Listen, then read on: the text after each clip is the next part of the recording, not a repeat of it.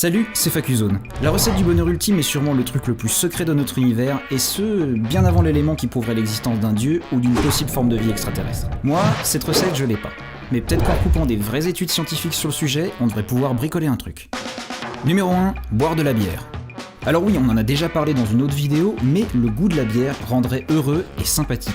Des chercheurs de l'école de médecine de l'Indiana ont prouvé que le délicieux goût de la bière, et pas de l'alcool qu'il y a dedans, aidait notre corps à diffuser de la dopamine, l'hormone du plaisir. Ce qui nous rendrait beaucoup plus heureux que ceux qui préfèrent le vin ou pire, l'eau. En revanche, la surconsommation de bière aurait l'effet inverse, en plus des autres effets sur notre corps. Donc non, c'est pas une bonne excuse pour claver les dents à la binouse. Reste sur le dentifrice, ça vaut mieux. Numéro 2, faire l'amour.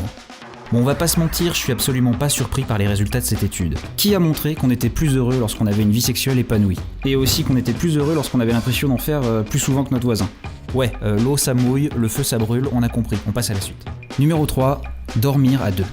Bon, ça va avec le fait d'avoir une vie sexuelle épanouie, mais les chercheurs de l'université de Pittsburgh ont démontré que pour être heureux, il fallait dormir avec son conjoint et travailler à la synchronisation de nos sommeils. Nous, on sait pas trop ce que ça veut dire, mais on imagine ce genre de ronflement harmonieux. Numéro 4, acheter des trucs. D'après les psychologues de l'université du Michigan, faire du shopping aurait réellement des effets très positifs sur le moral et réduirait nos petites tristesses passagères. Le fait d'acheter sans compter procurerait la sensation gratifiante d'avoir le contrôle sur sa vie. Bon, fais gaffe quand même parce que là t'es heureux, ça va, mais tu le seras moins si ton banquier t'appelle pour un truc qui découpe les légumes en étoiles. Numéro 5, donner son argent. Des mecs de l'université de l'Oregon ont prouvé que le fait de donner de l'argent stimulait les mêmes zones de plaisir que le fait d'en recevoir, ce qui nous rendrait hyper contents. Alors on n'a pas le détail sur les tests effectués pour prouver leur théorie, mais nous on imagine que ça devait ressembler à ça. Numéro 6, peindre sa chambre ou toute sa maison en bleu. D'après les scientifiques de l'université de Sussex en Angleterre, vivre dans un environnement tout bleu permettrait de développer l'estime de soi, de réduire le stress et par conséquent d'être heureux.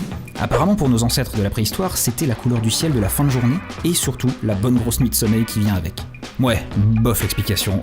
Perso, j'ai déjà repeint ma chambre, ma salle de bain et Will Smith qui passait par là, j'ai rien vu changer et ça m'a pas donné envie d'aller voir Aladdin. Numéro 7, avoir une sœur. C'est un certain professeur Tony Cassidy qui a démontré que les gens qui avaient au moins une sœur étaient plus heureux et équilibrés sur le plan psychologique que le reste de la planète. Notamment parce qu'une sœur serait plus apte à la communication et à la cohésion familiale. Là où, selon le bon Cassidy, les frères sont complètement cons entre eux et en quelque sorte handicapés sentimentalement. À ce niveau-là, Tony, je pense que ton enfance était pas terrible parce que ça sent le vécu. Numéro 8, arrêter de fumer.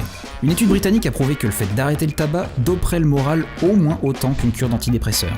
Et que ça serait donc la première chose à faire en cas de stress ou d'anxiété pour un fumeur. Moi perso, j'ai jamais fumé. Du coup, est-ce que je dois m'y mettre pour avoir le plaisir d'arrêter ? Pas sûr. Numéro 9, être vieux.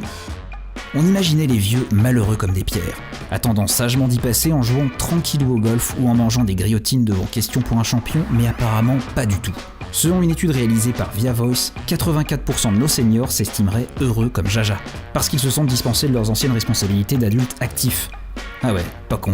Du coup, si t'as 20 piges et une bonne vie de merde, rassure-toi, il te reste environ que 40 ans à tirer avant d'atteindre le bonheur ultime, qui vient sûrement avec le fait de passer devant tout le monde à la queue du supermarché.